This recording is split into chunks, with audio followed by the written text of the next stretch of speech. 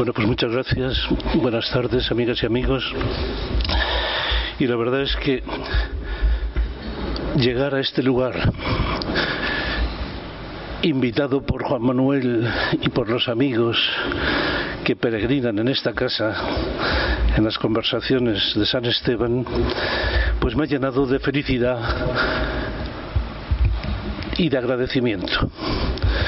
Los hombres y mujeres del desierto suelen decir que las huellas de las personas que caminaron juntas nunca se borran. Y yo creo que cuando hemos hecho caminos juntos, Juan Manuel, cuando ya desde tiempo atrás las preocupaciones por humanizar la convivencia, por promover el voluntariado, por hacer que la realidad fuera menos hostil para aquellos que suelen estar golpeados por ella, digo, cuando construimos aquellas huellas, yo sé que construíamos un camino en el que siempre estaríamos avanzando en él. Caminar hacia esos lugares es como caminar hacia los lugares de la memoria, donde lo que necesitamos todos son convertir nuestros relatos, nuestras memorias en laboratorios, en lanzadera hacia el futuro. Yo creo que vivir al final es eso, ir convirtiendo las memorias en lanzaderas, ¿no? Y por eso yo agradezco tanto estar esta tarde aquí, porque son tiempos en los que necesitamos también arraigar nuestras energías, nuestras esperanzas en tiempos que nos ayudaron a soñar, que nos ayudaron a resistir. Y por eso os agradezco la invitación, Juan Manuel, y decirles que ayer mismo sometí a mis alumnos de sociología, pedagogía, trabajo social, etcétera, les sometí a que descifraran conmigo ese título. Ellos somos nosotros. ¿Qué es lo que a ellos les decía esa provocación? Porque es imaginación profética quien ha puesto eso. Y entonces me encontré con una situación que no por impensable pues me sorprendió porque la dificultad la tenían los muchachos en ver, de identificar quiénes eran ellos, en el fondo quiénes eran los otros, ¿no? Quienes en consecuencia estaban ahí solicitando ser como nosotros, ¿no? Y nosotros como ellos, ¿no? Y los resultados fueron, digo, imprevisibles, pero no sorprendentes, ¿no? Les pedí que identificaran ellos a base de algunas fotografías, que entraran en internet y que vieran cómo ellos se expresarían, el ellos, ¿no? Los otros, y sorprendentemente me dio como resultado esto que tienen ustedes ahí. Eran unas fotografías en el que para unos ellos significaban pues los inmigrantes, ¿no? Había bastantes de ellos que hablar de ellos era hablar de los que vienen de fuera, los que vienen de otro país, los que no comparten idioma. Bueno, bien. Sobre todo aquellos que tenían carácter fuertemente étnicos, decían ellos, ¿no? Después vamos nosotros a ayudarlos a desmontar todos esos prejuicios, ¿verdad? Otros presentaban una mezquita y decían, ¿quiénes son ellos? Pues miren, ellos son los que frecuentan la mezquita, los que oran de esa manera, los que llevan el velo. Otros incluso pues se fueron y se identificaron con las ferias de la solidaridad, donde en ellos se traduce en comidas y cantos que se convocan para mostrar la gran diversidad que hay en la sociedad actual. Hicieron una cartografía plural de la realidad, muy plural, casi un menú de lo que podríamos llamar la diversidad cultural. Y yo estoy convencido que este grupo de jóvenes, cuando al hablar de ellos se iban a buscar el extranjero, ¿verdad?, la persona que está desahuciada, el que tiene caracteres étnicos, etcétera, representaban ese imaginario social que lo tenemos todos y que ya los modernos llamaban que existían, decían ellos, ¿verdad?, una idolatribu, es decir, unos prejuicios que tenemos todos cuando hablamos de ciertas cosas, unos de la tribu y otros de la caverna, pero al final, ¿verdad?, acabamos reproduciendo estereotipos y prejuicios. Yo les invité a suspender, y les invito esta tarde a ustedes a suspender esos prejuicios y esos estereotipos, ¿no? Sobre todo para mostrar hasta qué punto la diversidad y la pluralidad es el código genético de la realidad personal, el estatuto social y cultural de las sociedades humanas en las cuales vivimos, existimos y somos. Y hicimos la siguiente operación. Vamos a ver de bucear en nosotros mismos. Vamos a bucear. Vamos a entendernos a nosotros mismos, a ver lo que hay de nosotros y lo que hay de ellos, de manera que quizá la identidad sea precisamente eso, el encuentro de identidades múltiples, la posibilidad de quitar los tabiques que hay en nosotros y construirnos como idénticos. No es otra cosa que destabicar, ¿verdad? ¿Por qué? Porque una identidad única ni es viable, ni es posible, ni es necesaria, sino que somos irremediablemente identidades múltiples, donde los otros están en nosotros, los ellos están en nosotros, y vivir es ir haciendo que se mezclen, ¿verdad?, que haya un mestizaje de identidades. Eso lo expresa uno de los antropólogos más observadores de esta realidad, el Antoni Piaf. Lo dice de esta manera, permitidme esta cita porque es muy elocuente. Dice: es muy importante recordar que no somos simplemente negros, blancos, amarillos o morenos, heterosexuales, bisexuales, judíos, cristianos, musulmanes, budistas o confucianos. También somos hermanos y hermanas, padres e hijos, liberales, conservadores, izquierdistas, maestros y abogados, fabricantes de automóviles, hinchas de un equipo o de otro, aficionados a una música unos y otros a otra, cinéfilos y lectores de novelas policíacas, etcétera, etcétera. Y acababa diciendo: no podemos ni debemos permitir que una sola identidad nos someta a nuevas tiranías.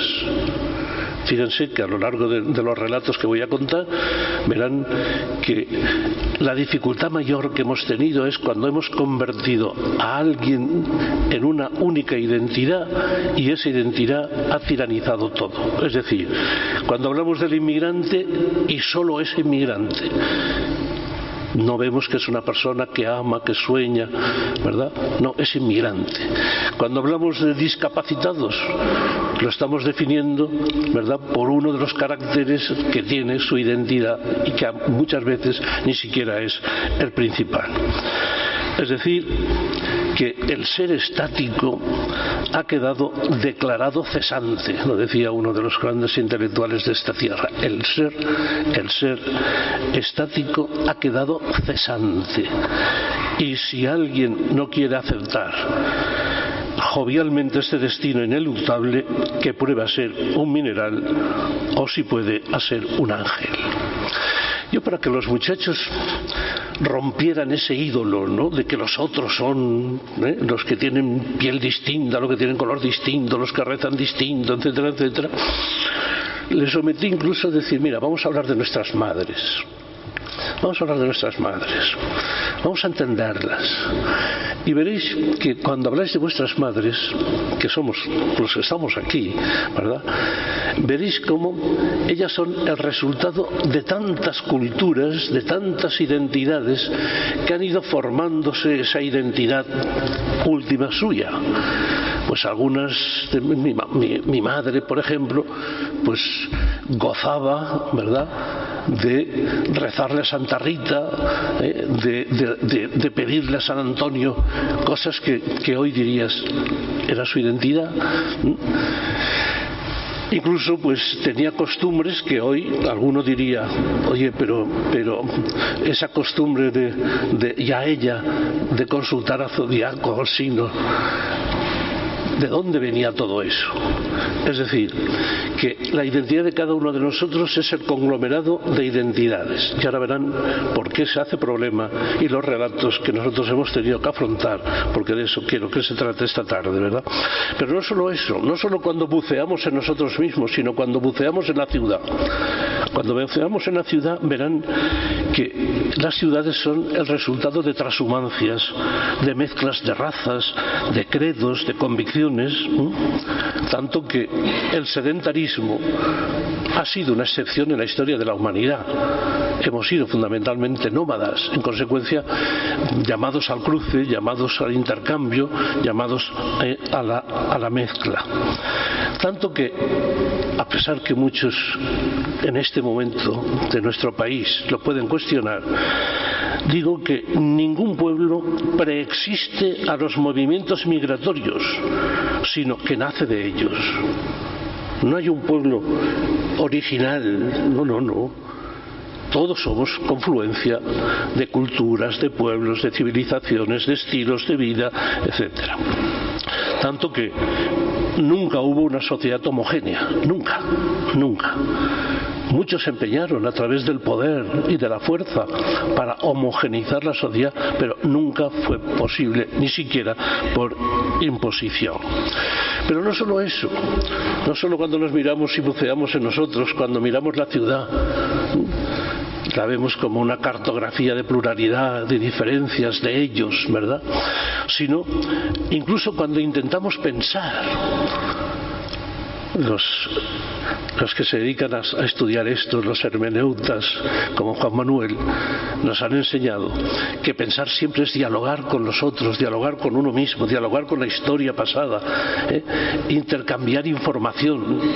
Y si no existiera esa diversidad, no podríamos pensar. Hay un refrán ruso que dice, si dos dicen lo mismo, uno de los dos sobra. Claro, ¿por qué? Porque pensar es confrontarse con la diferencia. Si solo viéramos un color no veríamos nada.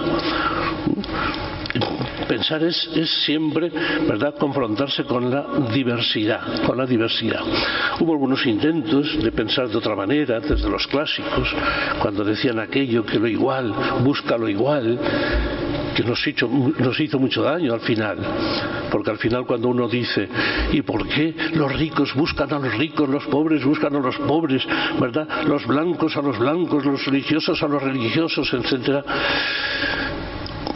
Tenemos que pararnos a pensar y decir que comprender, incluso cooperar solo es posible aceptando así la diversidad. Cooperamos con los otros, vivir es convivir, ¿verdad?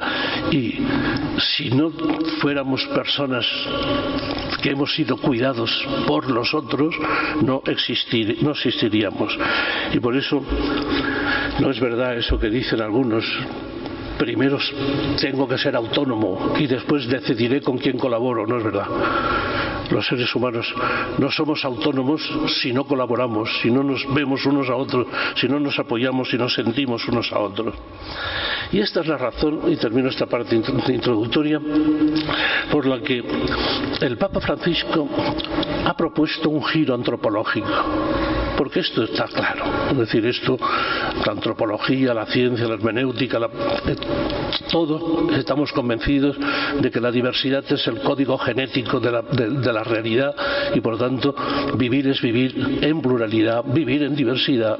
Y vamos a ver, y por eso digo que el Papa Francisco pues le gusta hablar de las personas, hablar de los creyentes como aquellos, él los define salidores al encuentro, salidores al encuentro. De nosotros ha dicho muchas cosas, ha dicho todas con razón, pues que somos seres finitos, que somos contingentes, que somos espíritus en el mundo, que estamos abiertos a la trascendencia, de acuerdo. Pero el giro en este momento es aquello que Francisco dice: ¿y por qué no ensayáis a entenderos como en situación de salida y de encuentro con el diverso, con el otro, ¿verdad? Y sabéis que salida es lo contrario a la cerrazón, al encierro, a la clausura, a la autosuficiencia, al narcisismo, al solipsismo, como él lo dice: no caigáis en la autorreferencialidad, dejaros penetrar por lo otro, por lo diverso, no os quedéis cerrados. Y ese es el gran mensaje, creo, de Papa Francisco. Y lo digo porque esa antropología lo que está diciendo es: miren, prueben a descentrarse, prueben a salir de sí mismo, prueben a la búsqueda del otro. ¿Y por qué? Porque los encerrados en sí mismos, los que no oyen el grito del otro ni el gemido de los ellos, no oyen nada, están ciegos y sordos, son incapaces de ver, de oír y de sentir el gemido de la gente. Y por eso invita en este momento a acercarnos y encontrarnos con el otro, con los otros, con los ellos. Y lo invita a la Iglesia, es el gran mensaje de Francisco. Salgamos, dice, pongamos a la Iglesia en situación de salida, con las puertas abiertas que para que entre lo mismo, no, para que entre lo diverso. Hace unos días lo decía así, para que entre la novedad que traen los otros, que traen los ellos, ¿verdad? Y por eso les dice a las instituciones, ¿verdad?, que salgan de sus recintos institucionales, abrir las puertas. ¿Os suena bien este grito, verdad? Y ese es el mensaje que en este momento necesita nuestro tiempo, y en este curso, en estas conversaciones de buscar luces, a mí no me cabe duda que una es esa, es decir, que es la salida al encuentro, lo que permite la búsqueda de lo desconocido, porque al final lo desconocido es el otro. Nosotros nos conocemos bien que mal, y lo que es idéntico se conoce bien que mal, pero la búsqueda de lo desconocido, de lo nuevo, de lo trascendente, que bien lo decía el poeta Rilke cuando decía: ¿no será acaso que el ser humano está siempre en situación de despedida? Claro, situación de despedida. Y una de las famosas personas que nos ayudaron a pensar el siglo XX, la Hannah Arendt, decía: es que ser humano es estar permanentemente en situación de nacimiento. Nacemos todos los días, decía ella. ¿Cómo nos suena, la mirada evangélica cuando oyes que una intelectual de la categoría de esta mujer es capaz de ver en el nacimiento, ¿verdad?, la gran figura de lo humano? Y aquí empieza el problema.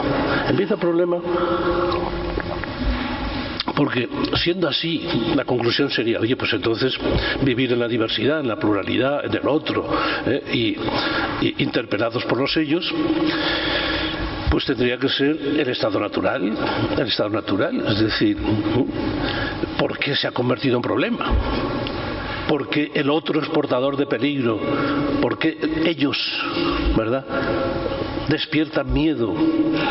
¿Por qué? ¿Qué nos ha pasado? ¿Qué nos ha pasado? Y fíjense que siempre en la historia esta cuestión, ¿por qué los otros son peligrosos y despiertan miedo? Ha sido en síntesis el secreto de nuestra historia. Las grandes encrucijadas históricas han sido cuando los seres humanos han tenido que decidir hacia dónde caminaban. Si caminaban hacia la homogeneidad o caminaban hacia la diversidad. Recordad, por ejemplo, pues aquellos que crearon el espíritu moderno, que empezó con esta frase: conocer es poder. Conocer es poder.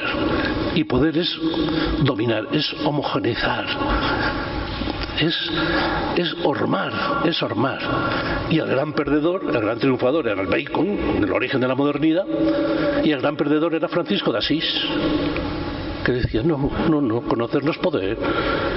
Conocer es contemplar la diversidad, es acercarse a la naturaleza y admirarla, es dejarse penetrar por los estímulos tan diferentes, ¿verdad?, que están ahí. Y siempre ha sido así, siempre ha sido así. Fíjense de esta casa, ¿qué voy a decir aquí con el respeto enorme, ¿verdad? Cuando ¿verdad? Los grandes descubridores tuvieron que decidir si lo que buscaban era el otro, cuando llegaron los conquistadores de América, ¿eran el otro? ¿Eran los otros? ¿O lo que buscaban era el oro y por tanto lo que llevaban consigo?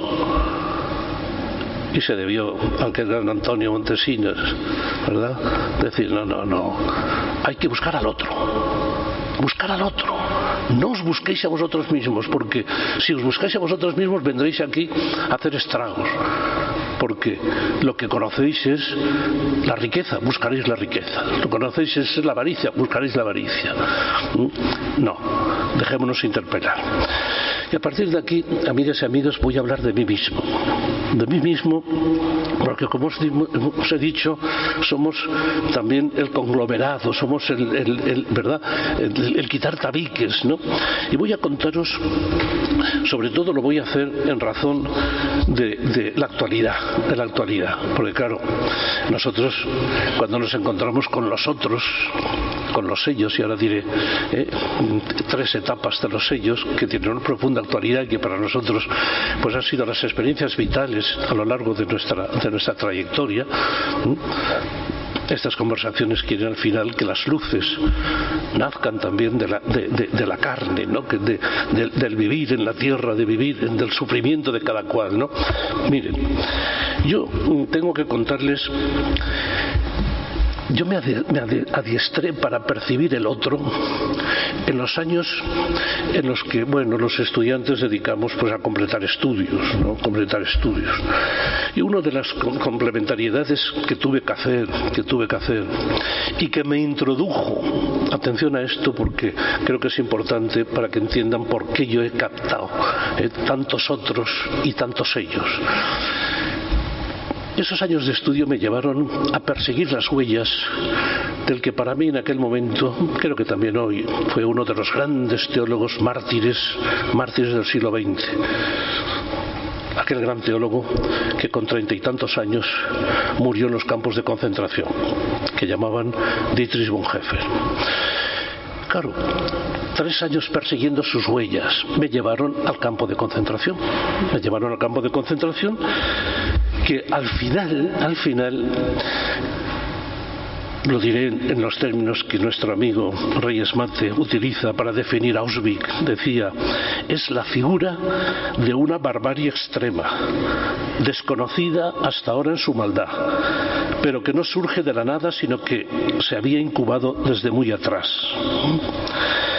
Es decir, descubrí directamente, tropecé con ella, con lo que puede significar la expresión suprema de la alteridad desnuda.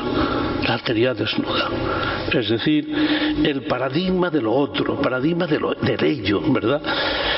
El lugar donde se revelan todas las exclusiones. El laboratorio de una experiencia de dominación del otro, de destrucción, ¿verdad?, del alma, del cuerpo.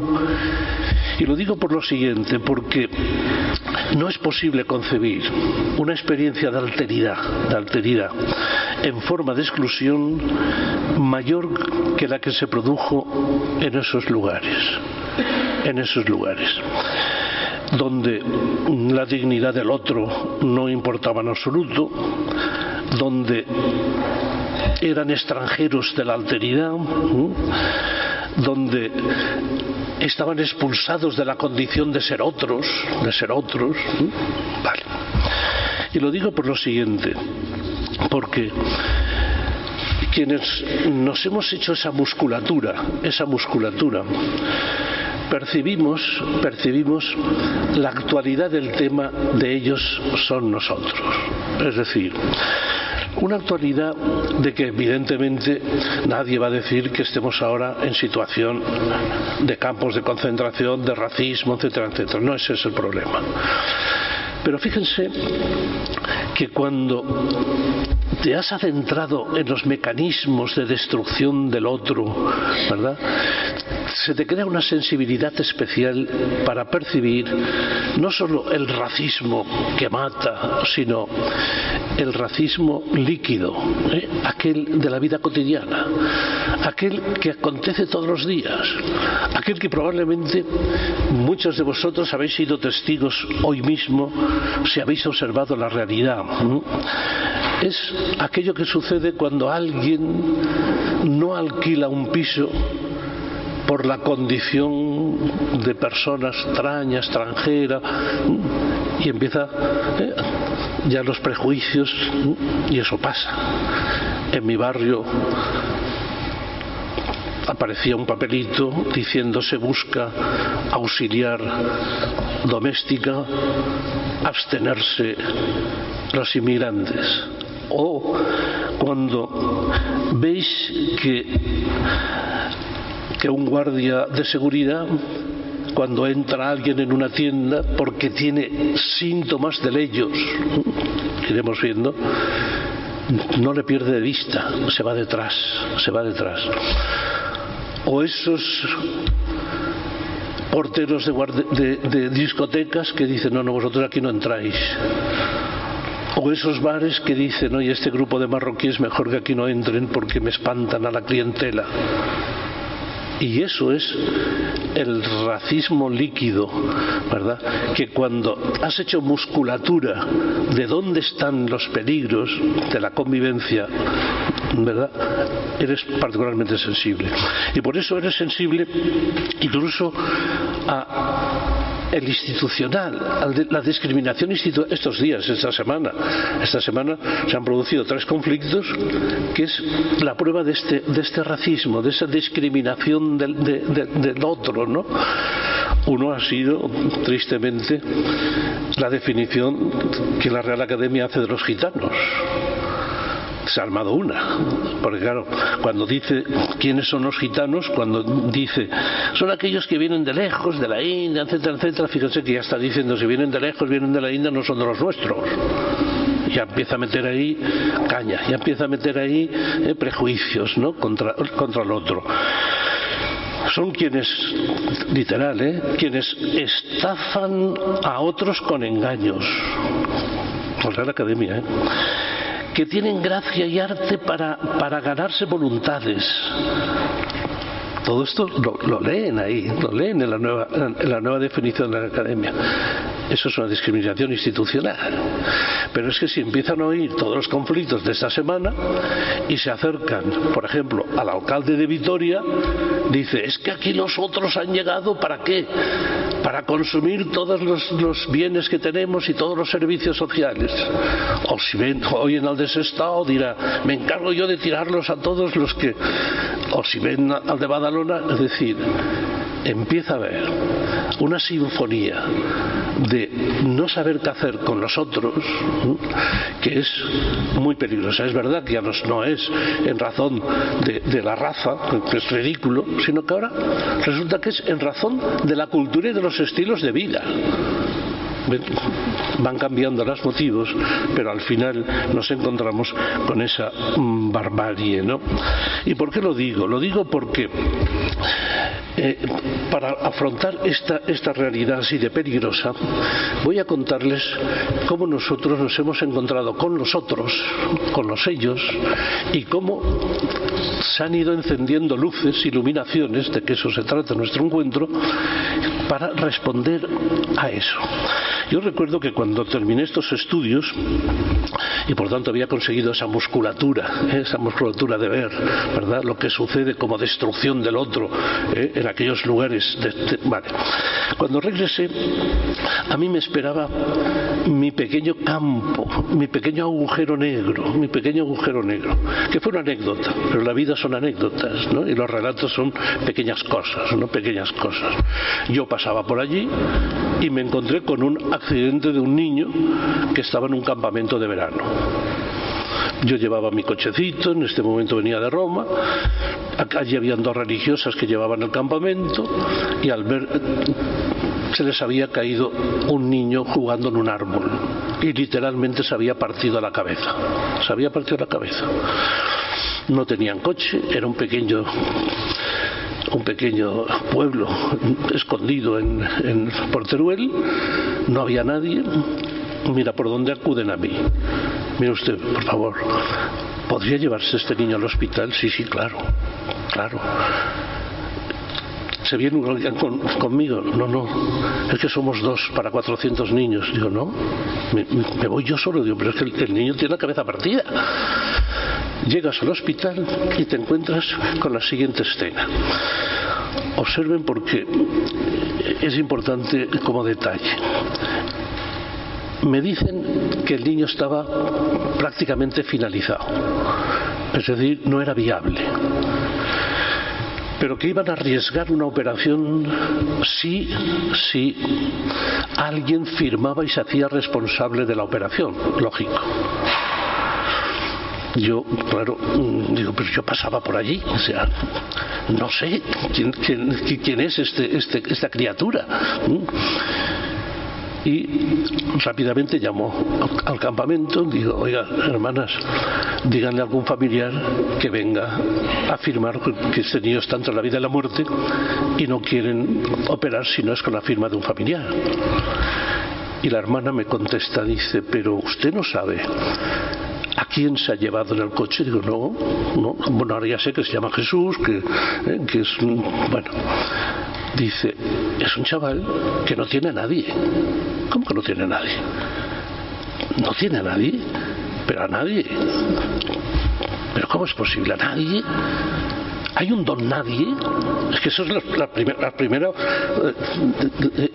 golpe que nos dan también, ¿verdad? La alteridad, Ahora que no tiene nadie. Nadie va a afirmar, ni siquiera te va a afirmar la defunción. Nada, ¿no? Y ahí empezó algo que para nosotros, al menos para mí, para una generación, creo yo, que tropezamos con una realidad de criaturas sufrientes. No teníamos, créanme, vocación, porque cuando vuelves de estudios lo que piensas es que vas a dar clases y tal.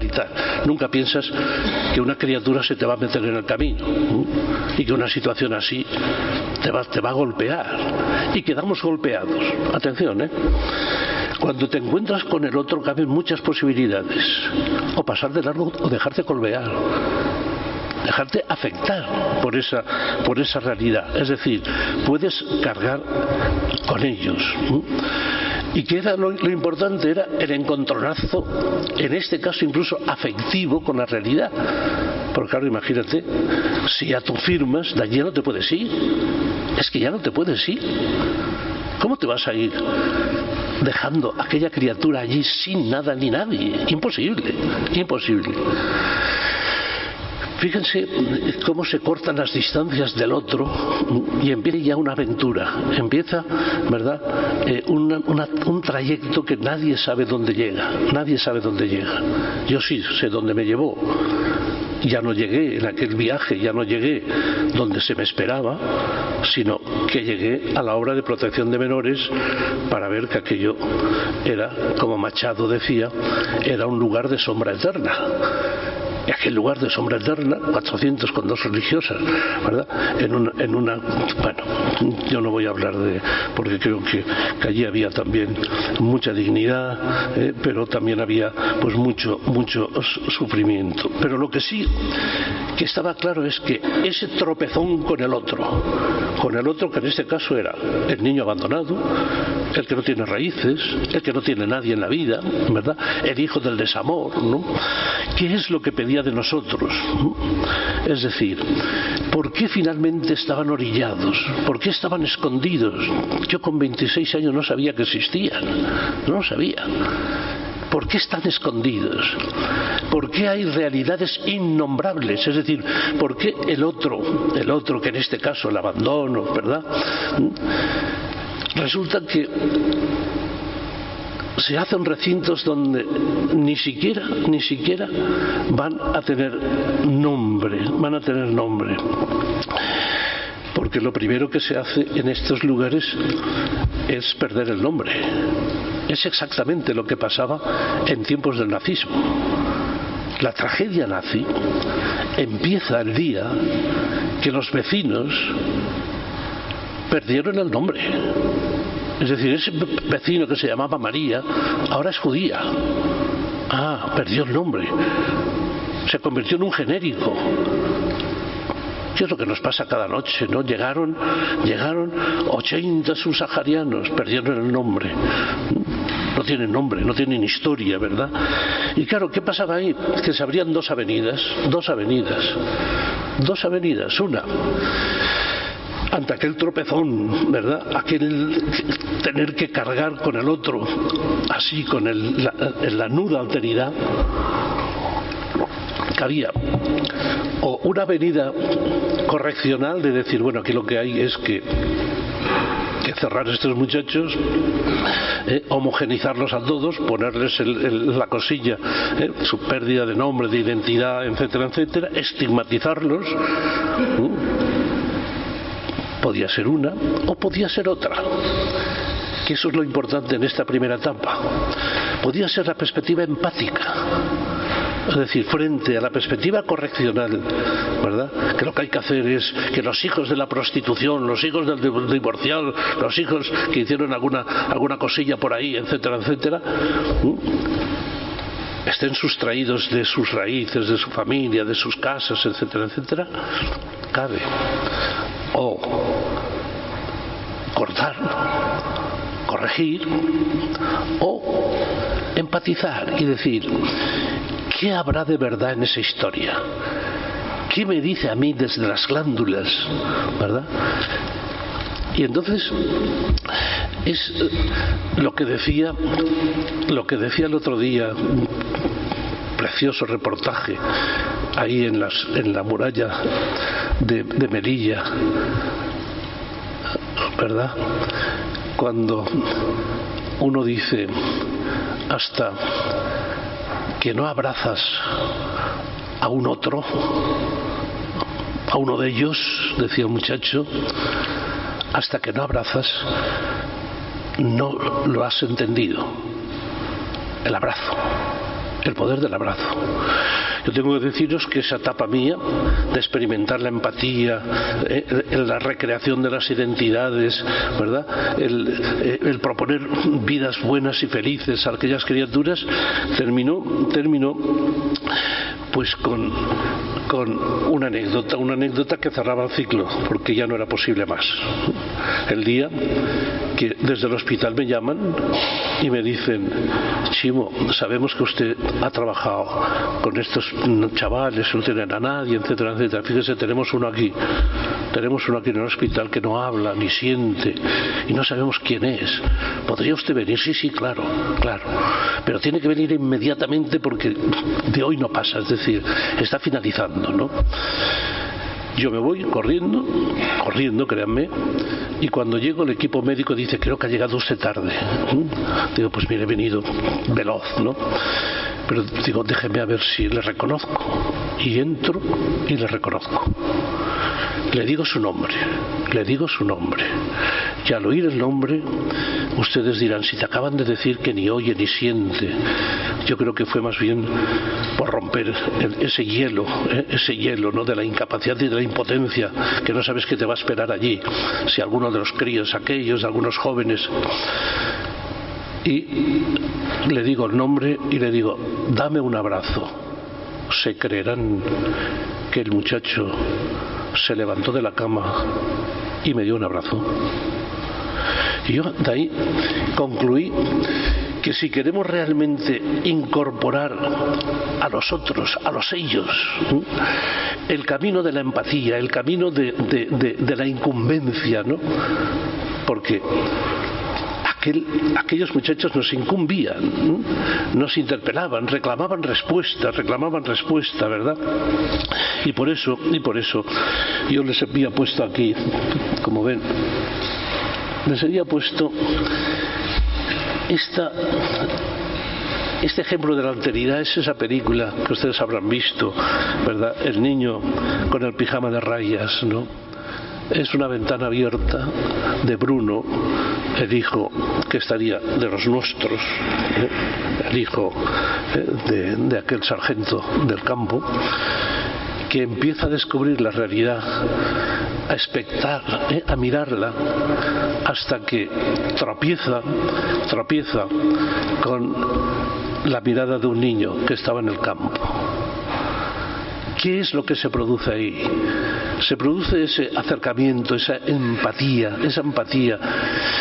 que yo creo que nadie lo expresó mejor, ¿verdad?, que aquellos versos de Luis Felipe en el libro que yo escribí sobre esa etapa, ¿no?, de cómo pasar, de convertir la alteridad, ¿verdad?, en nosotros.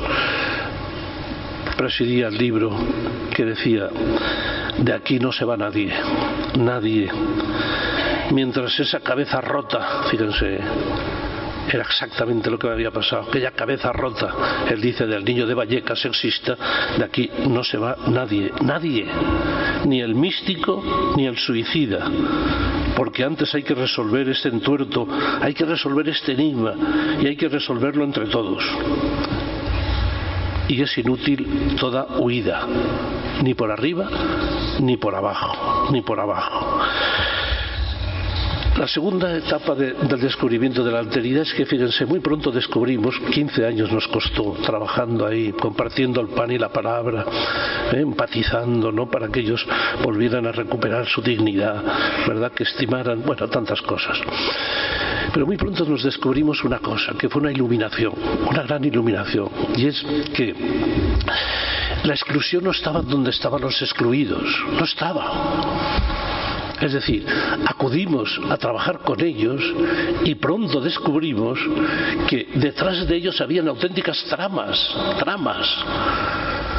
Y las tramas eran tramas familiares, tramas vecinales, las tramas contextuales, los mundos de relaciones, etcétera. Yo me quedo con esa frase que tienen ahí en el esquemita de lugar de sombra eterna, ¿verdad? Lugares de sombra eterna, que es de Albert Camus, cuando él escribe su último libro, ese que dejó incompleto en el accidente de tráfico que tuvo. Dejó el manual que se titulaba así, ¿verdad?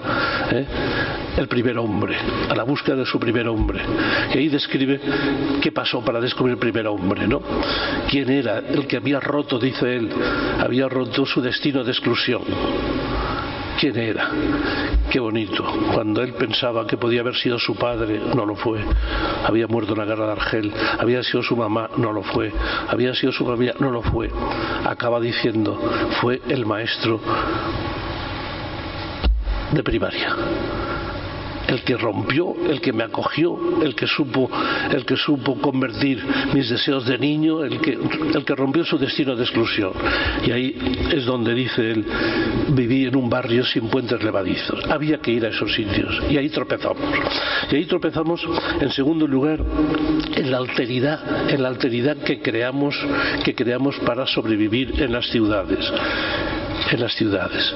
Son esos barrios periféricos, esos lugares sin puentes levadizos, donde se concentra todo aquello que la ciudad expulsa, se concentran, ¿verdad?, las drogas y los tráficos de drogas, el pleseo masivo, la violencia gratuita, etcétera, etcétera, ¿verdad? Les hemos puesto muchos nombres, pero que en el fondo son esos contenedores sociales, es decir, para que haya una normalidad tiene que haber una anormalidad, para que haya un lugar seguro tiene que haber un lugar inseguro. Centremos y colocamos allí, por una decisión incluso a veces administrativa, los auténticos contenedores sociales, y por eso teníamos que afrontar el otro o habitante de esos lugares ya no de sombra eterna, sino de lugares, de espacios sin puentes levadizos. Y por eso son esos lugares que se crearon para que no existiera la miseria al lado de un campo de golf. No, el desarrollismo de este país no nos permitía crecer y que hubiera chaborismo, ¿no? Y entonces empezaron a crearse unos núcleos urbanos que para nosotros, para mi generación, era el lugar donde crecía pues esa alteridad y esa otredad que hemos dicho, ¿verdad? Y por eso ¿qué tuvimos que hacer?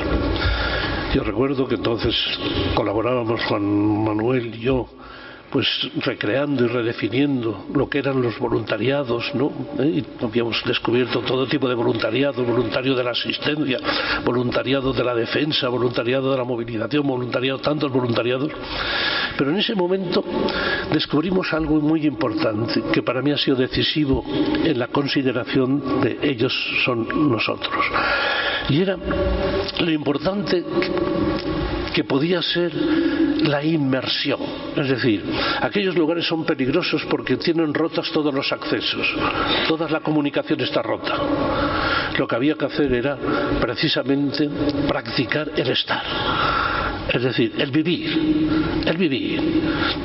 Yo tuve la suerte de que todos los años 100 estudiantes solidarios, profundamente solidarios, 50 de acá y 50 de África y de Asia, y de Latinoamérica, nos poníamos a vivir allí. Simplemente estar, porque lo que había que hacer era romper el gueto, romper, ¿verdad?, aquel espacio que era tan inaccesible. Por tanto, estar juntos, sentir y pensar juntos, llorar juntos, cantar juntos, así de simple. Y no solo eso, sino que al estar comprender, ¿sí? Y al comprender transformar y movilizarnos. Y ahí entendimos, y ahora entiendo más que nunca, por qué el llamado de el Papa Francisco, cuando no solo dice salid al encuentro, sino que dice salid a las periferias, ¿verdad? Y descubrid el gusto de ser pueblo, ¿verdad? Y dice, y allí descubriréis, qué maravilloso el discurso de hace 3 días a los movimientos populares, y allí descubriréis, dice, que los pobres no solo padecen la injusticia, sino que también luchan contra ella. Es decir, que son sujetos, que son protagonistas, que son activos, ¿no? Y allí lo descubriréis, ¿no? Paso a la última fase, porque nos falta muy rápidamente, y ahí quisiera hablaros muy brevemente de la alteridad cultural. Claro, mientras tanto, se nos han ido desplazando los otros, y nos llegó, pues, ¿verdad?, el descubrimiento de que ya el problema no era la identidad ni era los barrios, sino que tenía un carácter sistémico, tenía un carácter de mundialización, y ese es el momento que nos toca a nosotros vivir ahora, ese momento de mundialización, ¿verdad?, en el que tenemos que habitar un mundo único, un mundo interconectado, pero tremendamente desigual. Es la era de las migraciones, es la era, pues, que basta asomarse a una calle, pues, para ver que las ciudades ya son escenarios móviles, es móvil, y que eso hace pues que el siglo XXI va a ser el encuentro de pueblos, de culturas, de civilizaciones, inevitablemente. Y por eso probablemente esa figura del emigrante va a ser la figura central para pensar el siglo XXI. ¿Y por qué lo digo? Lo digo porque, fíjense, y voy terminando, porque cuando llegas a este punto hay dos direcciones. Quienes piensan que en el fondo el problema es cultural, hay muchos que lo piensan así, que incluso os preparamos en este máster que yo les decía, los chavales quieren ser gestores de la diversidad, quieren ser mediadores interculturales, genial, de verdad, genial. Pero lo que a nosotros nos toca decir es que no molesta el otro por ser negro, sino por ser pobre. Con lo cual no estamos en un conflicto de civilizaciones. Claro que hay conflicto de civilizaciones, pero de lo peor de cada civilización. Claro, en cada civilización hay lo peor, sino que estamos en un drama, en el drama de las desigualdades. Y el drama de las desigualdades, ¿verdad?, que en el fondo, fíjense, esto era lo de los espacios ese que se me ha ido, pero bueno, ya ven que lo que quería significar es esos lugares que no tienen accesibilidad, etcétera. Pero lo que quería decirles es que en este momento, también a sugerencia del Papa Francisco, fíjense, qué líder nos ha dado Dios para ese tránsito, ¿verdad? Un líder venido del sur, dice él, del último rincón del mundo, dice él, que señala y dice: no os confundáis, el drama hoy no es la diversidad, porque como hemos dicho desde el principio, la diversidad es el estatuto de la realidad, no es la diversidad, es la desigualdad. El drama es que el 1% posee lo que el 99% necesitan para vivir. El 1%, lo que el 99% necesita, ¿verdad? Yo esto lo pude ver y he tenido, y agradeceré siempre a Dios y a la vida, el haberme puesto en ese trance, el poder vivir este momento desde las dos laderas. Yo paso medio año, ¿verdad?, en Centroamérica, ayudando pues a pensar, a la universidad, la UCA, etcétera, por allá, y el otro acá. Y entonces he visto este proceso migratorio desde las dos laderas, desde el norte y el sur, desde el lugar de salida y el lugar de llegada. Y os tengo que decir que allí, cuando un alumno me dice: no vendría usted, profesor, venga Chimo, vente a comer con nosotros a mi casa, entrar en su casa es ver que todas las paredes están llenas de ausencias, están llenas de fotos que dice: ¿quién es este? Pues es mi marido que está en Miami, y este es mi hija que está en España, y y te quedas y vives, y lo viven ellos como un drama, el drama griego. ¿Por qué? Porque dice: sí, están ausentes, pero están tan presentes que gracias a ellos vivimos, que gracias a ellos sobrevivimos, ¿verdad? Y por eso cuando ves desde las dos laderas te das cuenta que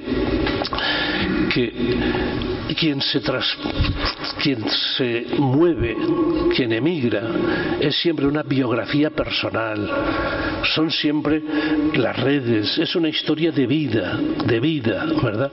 Y por eso yo milito en este momento en contra de muchos prejuicios, aquellos que piensan que uno es emigrante cuando llega a la frontera. No es verdad, uno es emigrante cuando concibe salir. Y por eso, qué malas políticas aquellos que solo preocupan cuando llegan a la frontera. Nosotros nos piden que en este momento abramos también nosotros la consideración y pensemos, ¿verdad?, que detrás de cada uno de ellos hay unos deseos.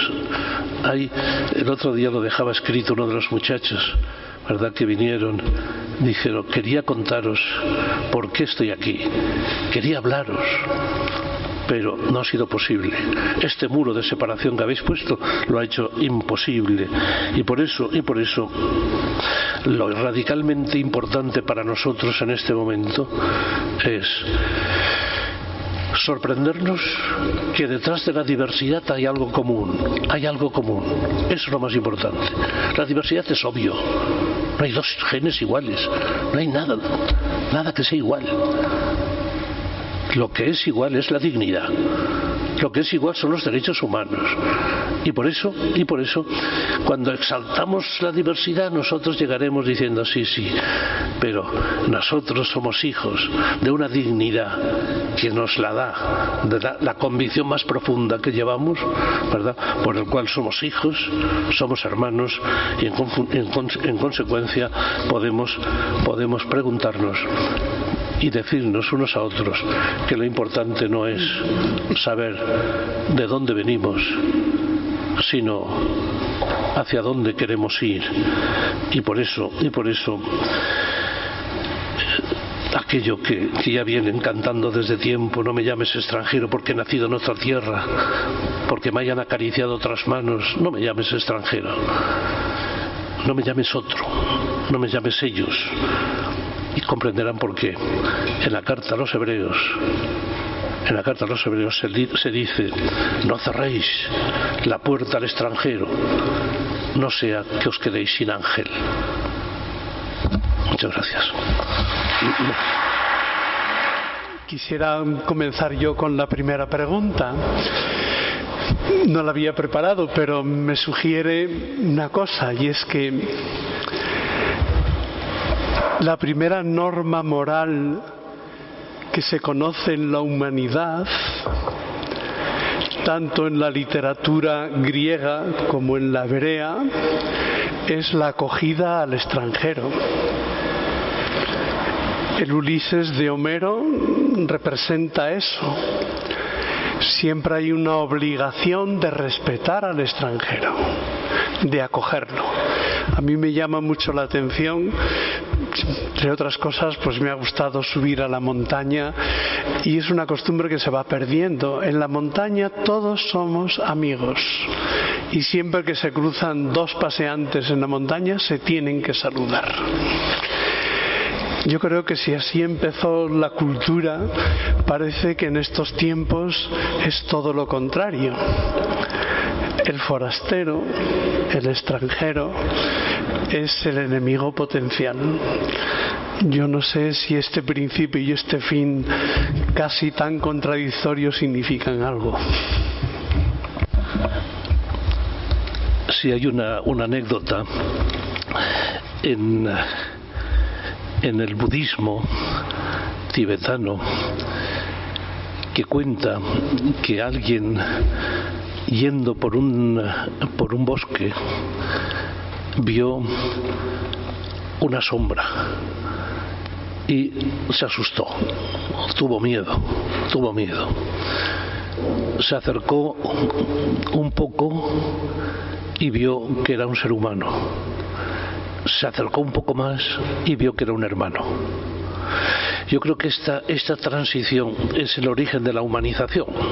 Es decir, ¿verdad? Venimos de la extranjería, digamos, ¿verdad?, a la vecindad. Pero para eso, como Juan Manuel, tú subrayas, probablemente hay que saber ver la historia, ¿verdad?, desde lo profundo, desde las avenidas que se están construyendo. Porque lo que actualmente nos sucede, yo creo que es una historia contada, diría Shakespeare, por un idiota. Es decir, una historia contada por el poder. Y el poder, la verdad es que lo que más le ha molestado siempre es el otro. No saben qué hacer con nosotros. No saben qué hacer con la disidencia, no saben qué hacer con la diversidad, no saben qué hacer con el pluralismo. Y por tanto esa historia que contamos así, ¿no?, ¿verdad?, como la recepción permanente del otro en distintos rostros, Habéis visto que en la vida tan pequeña y insignificante de la mía, ¿verdad?, el extranjero ha tenido tres rostros. El primero, el rostro del abandono, ¿verdad?, el rostro de la alteridad urbana y cívica, y el rostro cultural del otro venido de otro sitio. Si eso, en el breve espacio de una vida, hemos ido poniendo los rostros, distintos rostros, y nombrando de distinta manera a lo otro, la historia no ha sido más que ponerle nombre al rostro del extranjero. Y la experiencia más bonita de los místicos ha sido siempre que han hablado de Dios, hablarlo como el extranjero, el otro, el radicalmente otro, el que cuando crees que se muestra te da la espalda, cuando crees que le encuentras está lejos, cuando crees que estás acercándote resulta que se ha ido. Hay una anécdota que cuenta, es una preciosa anécdota que cuenta, bueno, es el secreto de una novela de la caída de Albert Camus. Cuenta lo siguiente, cuenta que un día Jean-Baptiste Clemens, que era el protagonista de la novela, estaba paseando por el río Sena, por París, ¿no? Estaba paseando y de momento vio a una joven que estaba subida sobre una baranda con intención de tirarse. Fíjense, esa niña en ese momento era el otro, la que estaba cansada de vivir, la que no tenía dónde agarrarse, ¿no? Y dice que Jean-Baptiste Clemens pasó de largo y a los pasos oyó un chasquido en el agua que significaba que la muchacha se había tirado. Y se dijo para sí, ¿qué hubiera pasado si al encontrarme con el otro, con aquella persona desesperada, con el ello, ¿no?, que viene llamándote, que viene requiriéndote, que viene interpelándose, si me hubiera parado y le hubiera dicho, no lo hagas, yo te quiero? A partir de ese momento, Jean-Baptiste Clemens vive con una pregunta. Dice, ¿y por qué no me paré? Es decir, ¿por qué no atendí la llamada del otro? ¿Por qué no lo hice? Y él dice, eso no lo da ninguna ideología, no lo da ninguna ética. Dice, lo da la santísima carne, es decir, lo da el ser humano, ¿no? Lo da el haber contestado y haber dicho, oye, tú no estás sola, te quiero, no lo hagas. ¿Alguna pregunta?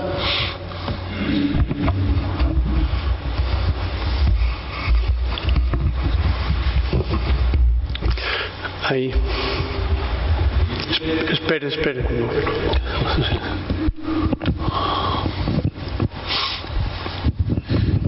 Habló usted al principio de la memoria y la lanzadera. En nuestro mundo de hoy yo tengo la impresión de que se han fundido los plomos.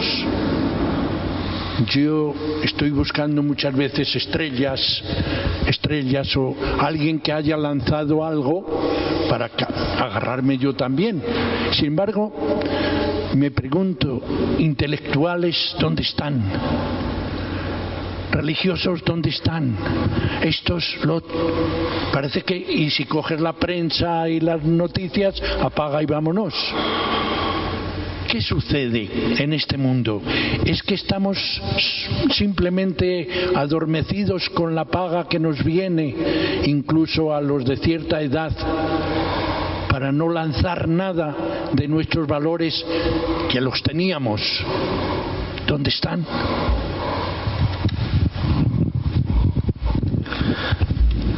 Me recuerda una de las cosas, ¿verdad?, que decíamos cuando nosotros éramos también militantes de primera línea, ¿no? Cuando cantábamos aquello, ¿dónde están los profetas?, ¿no? ¿Verdad? ¿Se acuerdan? ¿Dónde están los profetas?, ¿no? Yo pienso que en este momento lo que necesitamos todos, intelectuales y no, es practicar más la audición, el escucharnos. Es decir, yo creo que en este momento la escucha ha sido sustituida por el ruido. Basta ver las tertulias, que se supone, las tertulias, ¿verdad?, que se supone pues que acuden allí intelectuales, periodistas, gente pensante, ¿no? Y cómo nadie se escucha. Nadie se escucha. Son gritos que se convierten en rumores y por tanto yo creo que en este momento una de las primeras cosas que tenemos que hacer es escuchar los gemidos, escuchar aquellas voces que no son escuchadas. Y tenemos un déficit de audición. Yo, como os he citado al Papa Francisco, él suele decir que lo primero que tendríamos que hacer todos es recuperar, fíjense qué palabra más bonita, recuperar el gusto de ser pueblo. El gusto de ser pueblo. Normalmente todo el mundo quiere distanciarse de ser alguien frente a, olvidarse de los que vienen detrás, correr, ¿no? Y sin embargo, dice, ¿dónde podemos encontrar ese laboratorio de memoria? En la escucha. ¿Pero escucha de qué? Fundamentalmente de los gemidos. No de los cantos de sirena, no de que todo va bien y tal, no, poner el oído allí donde hay quebranto, donde hay vida desahuciada, etcétera, etcétera. Primero, yo les decía que nosotros descubrimos en aquella etapa, segunda etapa, ¿no?, de los poblados estos, que lo importante eran 3 operaciones. Era estar, escuchar. Al escuchar, comprender. Y al comprender, transformar. No nos podemos quedar, ¿verdad?, simplemente, ¿verdad?, oyéndonos, sino que nos oímos para movilizarnos, nos oímos para pensar el futuro de otra manera, para que tu canto y el mío puedan formar una sinfonía. Y yo creo que eso es lo que marca más las brújulas que anuncian futuro.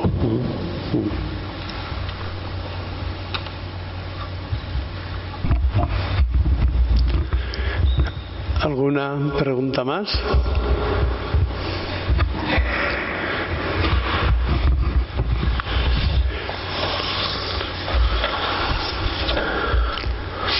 Bueno, creo que has debido dejar o todo muy claro o todo el mundo ha quedado como muy impactado. No, venga, una última pregunta. Sí, ya sí.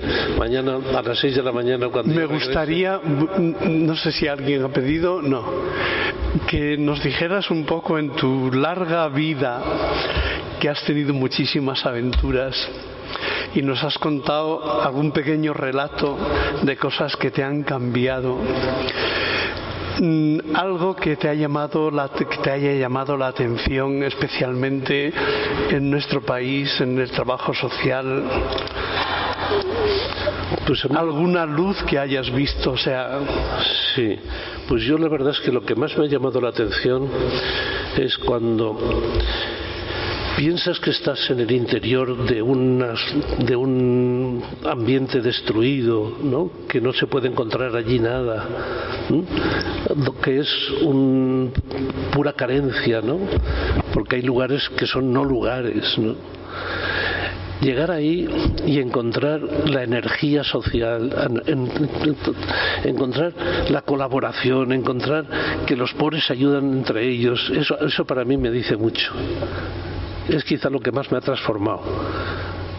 Yo que a partir de la muerte de los jesuitas pues estoy yendo a El Salvador, pues lo que más me ha sorprendido allí era encontrarme con 2 símbolos que son los símbolos que tiene la gente de allá, que es el símbolo de la justicia y de las rosas, ¿no?, dicen ellos, justicia y rosas, ¿no? Justicia y rosas, que era lucha y fiesta. Pero claro, luchar y festejar solo es posible si el otro lo consideras portador de enormes capacidades Y para mí lo que más me ha impresionado es llegar, por ejemplo, a los centros de protección de menores y ver y analizar la fuerza que tenían los chavales para ayudarse unos a otros, ¿verdad? Para formar incluso su pequeño mundo, ¿verdad? Para levantar cabeza. O en Centroamérica, ver que los castigados que están y sin embargo cómo se juntan, ¿no? Cómo se reúnen, cómo sueñan juntos, cómo lloran juntos, ¿no? A mí eso es lo que más me ha marcado, porque normalmente en los tratados de trabajo social, yo soy profesor de trabajo social, normalmente lo que se les dice a las personas es que tienen que ser gestores de carencias. Yo siempre me he opuesto a esta idea. Yo creo que no hay nadie en estado cero de la carencia, nadie. No hay ningún rico que no pueda recibir algo, ni ningún pobre que no pueda dar algo. Imposible. Y por eso lo más extraordinario de la vida para mí ha sido esa experiencia, ¿no? Llegar a un sitio donde creías que había destrucción, que habían deseos de libertad, deseos de salir adelante, de levantar la cabeza, ¿verdad? Y cuando se habla de los pobres, esa cita tan bonita que les he dicho del Papa Francisco, ¿no? No convirtáis los pobres en objeto de, no convirtáis los otros en objeto de, sino mirad que son también quienes se levantan, quienes desean, quienes son protagonistas, y ahí sí muchas veces nos hemos equivocado, porque intentando ayudar les hemos hecho pasivos. Intentando ayudar, pues no hemos visto que son capaces, ¿no? Yo me acuerdo que hasta el día que yo descubrí que todo niño abandonado me superaba en algo, no hice nada. Fíjate qué intuición más tonta, ¿eh? Yo llegué como padre, llegué como maestro, y ellos me redujeron al día siguiente a ser compañero. De verdad, no es una retórica. Y descubrí que tenían unas capacidades, y después en el barrio, bueno, hasta que no descubrí que el pueblo gitano, fíjense, ¿no? Que les he dicho las barbaridades que estamos haciendo, incluso como discriminación institucional, ¿no? Eran capaces de contar su historia, de cantar, ¿no? Hasta el día que agarramos a todos los chavales y les convertimos en coro, en grupos musicales. Ese día amanecía una luz. ¿Por qué? Porque ya no era el barrio protegido y los que vamos para salvar, sino lo contrario. Eran los que éramos salvados precisamente porque reconocíamos eso, esa energía que yo creo que es que en el fondo, y termino diciendo esta cosa tan bonita también, como veis estoy ilusionado con el Papa Francisco. Él dice: y cuando lleguéis a esos sitios, cuando lleguéis a esos lugares donde están los otros, veréis que Dios está misericordiando. Eso es lo que más me ha agarrado a mí. Cuando creías que estaban huérfanos, estaban misericordiando. ¿Y cómo misericordiaba? Pues haciendo brotar, haciendo despertar ilusiones, despertando deseos, ánimos, etcétera. Para mí eso ha sido la gran enseñanza que me ha venido de esos lugares donde a veces hablamos de ellos como espacios carenciales y están llenos de capacidades, de otros lenguajes, de otros códigos que hay que interpretar, pero no están vacíos, están llenos.